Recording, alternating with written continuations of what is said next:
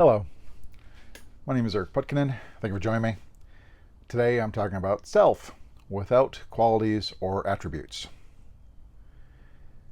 Now, this is because self is not other than Brahman, and Brahman and non-duality is also considered without attributes and qualities.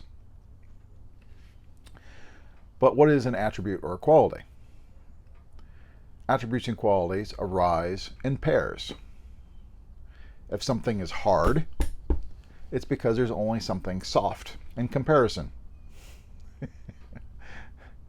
If there is something hot, that's because there's something cold. There's at least opposites or at least variations.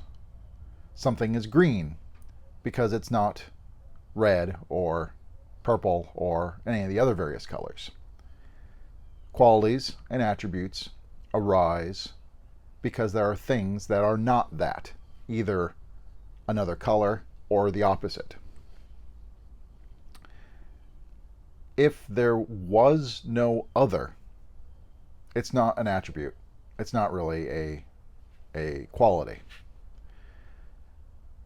That's why it's kind of funny how I've seen sometimes on Quora or elsewhere, some people will try to say omnipresence is a quality. I'm like, well, omnipresence is a concept, but it's not really a quality. Because omnipresence, that which is everywhere, there is no other, there's no outside. You would have to say, well, there has to be something other than this. Well, omnipresence, for non-duality, is the fact. And the idea of individuality, multiplicity, separation, otherness is the illusion. It doesn't actually exist. And so you can't take what exists and compare it with that which doesn't exist and say this is two. And so omnipresence is not the opposite of having a singular location. That's not really the opposite. There's no such thing as a singular location because there's nothing separate in non-duality. So omnipresence, I would say, doesn't have an opposing that exists. Only in concept can we imagine an opposing. It's kind of like everything and nothing. Nothing is a concept. We imagine the idea of nothing. We have never experienced or ever seen or have any proof of there being a nothing anywhere. And so only in concept does nothing seem to be the opposite of everything. But in actuality, there is no such thing as nothing. And so it comes down to defining what a principle and quality is. So I'm saying there always has to be an other for a quality or attribute to arise. Now back to Brahman. Brahman has no attributes or qualities, and as self is not other, well then self has no attributes and qualities. And I think this is also leads into an interesting experiment. Let's see if we can play with this in a experiential way. So this is not a thought experiment. We're not going to contemplate and think about this at all. I want you to go as experiential, kinesthetically, viscerally as possible. You got to feel it. Using this, and so in experience, what does it look like behind your head? Not as a thought, not as a concept, but sensually, when you're trying to feel for it, what does it look like behind your head? Now, fundamentally, it's not blackness. That would be a quality because you have darkness and lightness. It's not black. It's not white. It has no color. It has no shape. It has no boundary. In fact, as you're feeling for what does it look like behind the back of your head, it has no attribute or quality at all. Nothing can be assigned to it.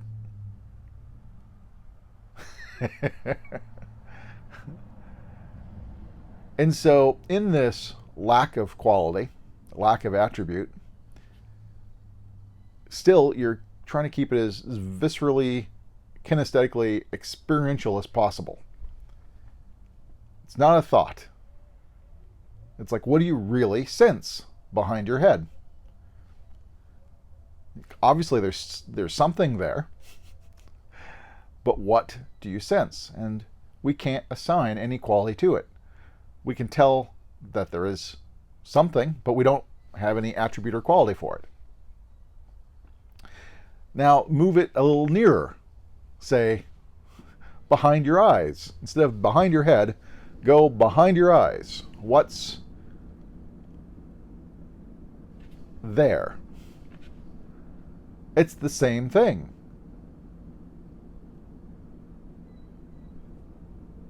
There is something there, but there's no attribute, no quality that can be assigned. It's not blackness.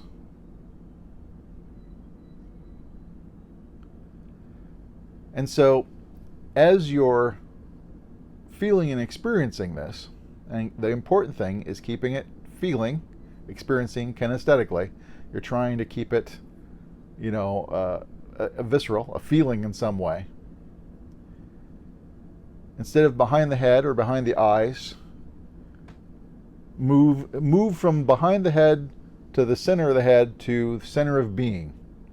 And you actually don't have to move anywhere for center of being. But when you're sitting in being, what's the quality? What's the attribute? It's not light, not heavy, not dark, not white. It's like any attribute you can put, none of it fits. When you're getting the sense of being, there's nothing there that you can assign an attribute to.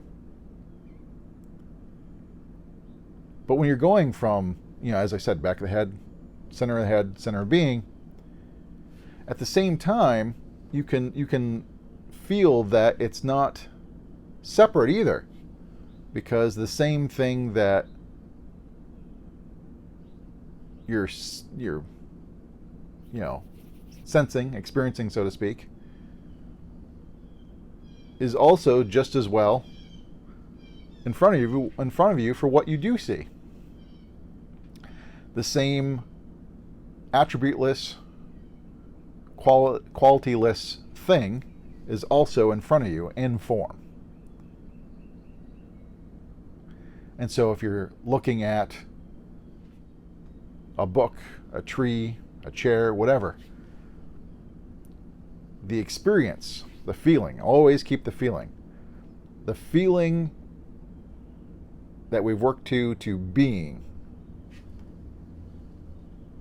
If you look at the chair or a tree, is it separate? Is it other? Well, no, that would be a quality. That would be a boundary. That would be a form. And already we've noticed that when you go behind the back of your head, there's no form, there's no boundary. What it looks like back there has no form, no boundary. And so when you move to center of the head to center of being, there's still no form, no boundary. Form has attributes. Form has qualities. But the self has no form. Brahman has no form. Or actually, more accurately, transcends form, because as you look out and you see form, be it a book, a tree, a chair, whatever, the same being is still there. The same without quality, without attribute thing that we've been sensing is still there in the chair, in the book, in the tree. It's still that. So whether there's form or no form, it's still there.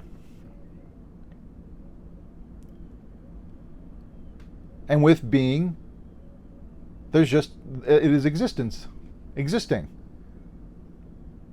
Existence cannot be denied.